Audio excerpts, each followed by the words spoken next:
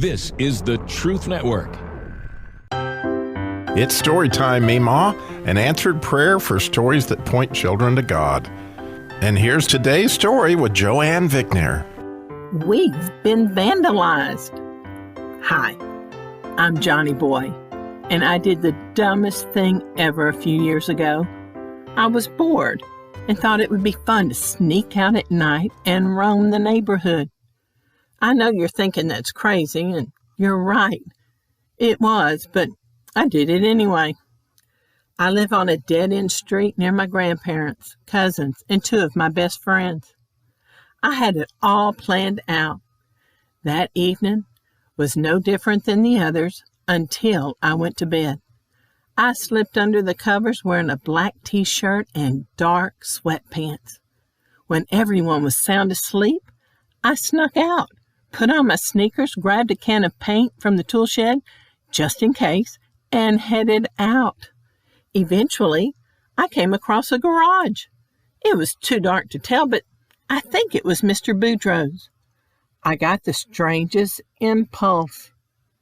Out came the paint, and I sprayed the building as high as I could. I couldn't see what color it was at the time, but I planned on getting a good look the next day. Then I painted designs on two other buildings and even decorated someone's fence. All of a sudden, in the dead silence, a dog started yapping frantically.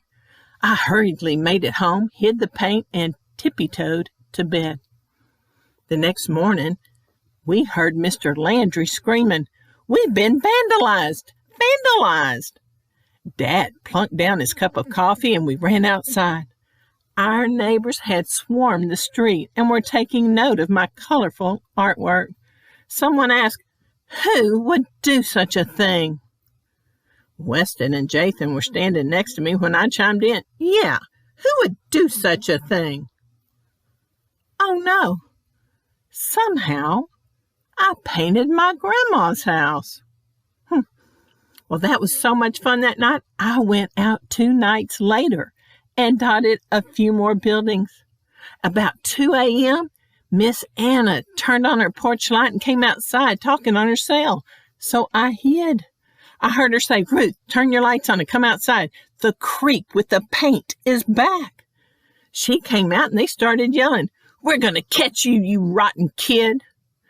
In no time, everyone had their lights on and started looking for me. I barely made it home without getting caught. Whew, that was close. The next morning, everyone was talking about the jerk that damaged their property. But wait, Mr. Martinez at the end of the street had security cameras, and he reviewed the footage and showed my dad. My secret was out. Let's just say it did not go well for me. An hour later, I had to go door to door and apologize to all my neighbors for what I'd done and let them know I would pay for their repairs. Most were pretty nice about it, but Mr. Cooper slammed the door in my face. So I knocked again, even harder, and when he opened, I blurted out, "I'm going to pay to have your house fixed." And he yelled, "Good," and slammed the door again. But my next stop was even worse. It was Grandma's house. I hung my head in shame as I told her how sorry I was. I know she was disappointed, but she loves me. Grandma hugged me and told me it was going to be okay.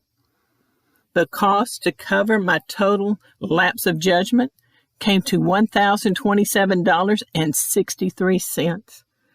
I worked hard all summer, and I've never sweated so much in my life.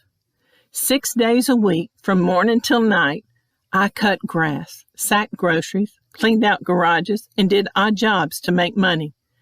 Finally, the week before school started back, I had earned $1,100 and paid everyone for their repairs. Then Dad and I had a talk. He was glad I made things right, and he told me, though I might have been able to hide my sins from him for a long time, God saw my wickedness from the get-go nothing can ever be hidden from Him, and that the truth will always come out. Thankfully, everyone forgave me, including God, and He remembers my sin no more. Luke 8:17.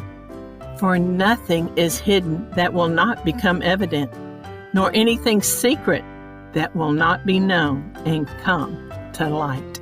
If you enjoy Joanne's stories, her book is available on Amazon, and her website at itsstorytimememaw.com. That's itsstorytimememaw.com. Go ahead and order it today, and thanks for listening.